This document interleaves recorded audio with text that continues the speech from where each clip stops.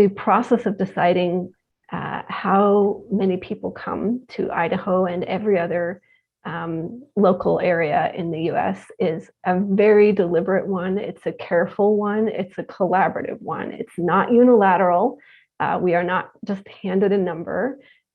We involve a lot of parties in figuring what is an appropriate scale for our community, what we can sustain and do well. It serves no one to bring folks here and to not give them really good support upon arriving.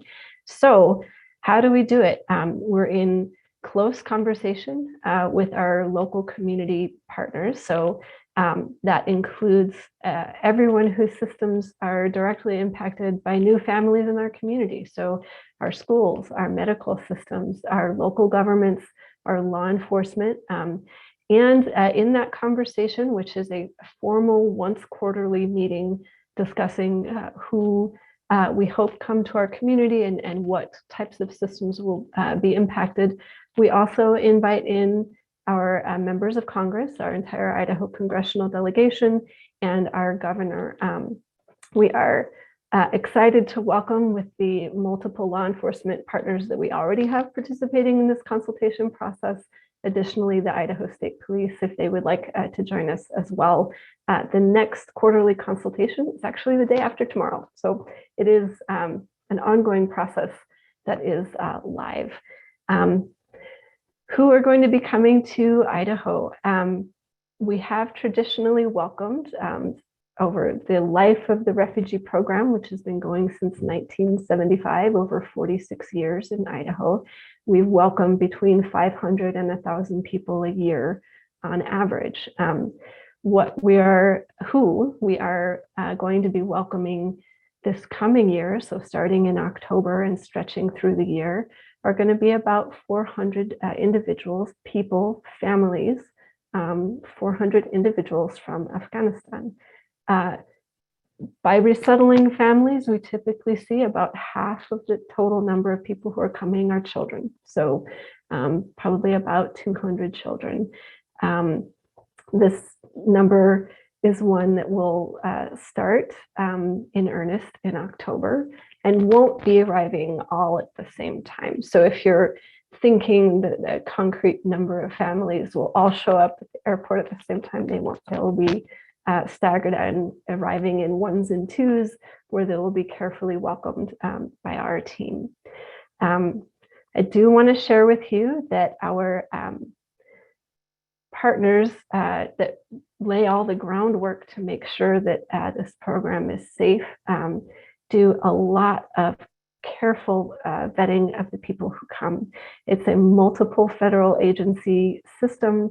It involves many layers of intelligence that are being carefully looked at for each individual who's coming. It doesn't just happen once. You don't get one security clearance. For a person to make it through this process, their name and their background are checked over and over and over again. And if for any reason the person has been found to not meet the strict criterion to come into this country, their access is denied and it's not appealable. Not a resettlement agency, not a family, no one can turn around that denial once it's been given. And I would emphasize that the people who are coming from Afghanistan are people who are connected to us, all right? They're not just random people. They are people with active relationship, support, and employment of the United States government. Last couple of nuts and bolts things. I want to reference and acknowledge that we are living in a very constrained housing market.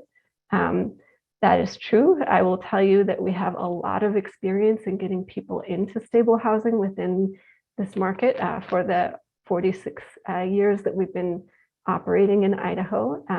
We are also looking at how we make sure that our housing supports in this particular moment are still solid. So making sure that we have very good transitional housing put together, as well as permanent housing. Within this, we are adapting. We're going to be trying a few new strategies, increasing types of supports that we get to families through mass reservations at hotels, mass meaning a handful, not huge. And we will be trying a small pilot of host families supporting folks in transition while we're securing permanent housing. This is a new strategy. We expect it to be small and only a few volunteers or sponsors at the beginning, but we're trying to use everything that we can to make people's experience be good. Finally, I want to emphasize that when families from Afghanistan come, they're not going to be left alone, right? There's going to be a robust support system around them, as there are for all of our arriving families, which includes support to get folks needed English, skill building, and especially skill building towards employment. People arriving as refugees, families from Afghanistan are going to have a lot of support to get into housing quickly, get into employment quickly, my apologies. And I should note that Idaho employers are hungry for people to work. Our phones are ringing off the hook with people who are looking for workers at solid wages higher than we've seen in years. This is a good moment in our economy for people to come.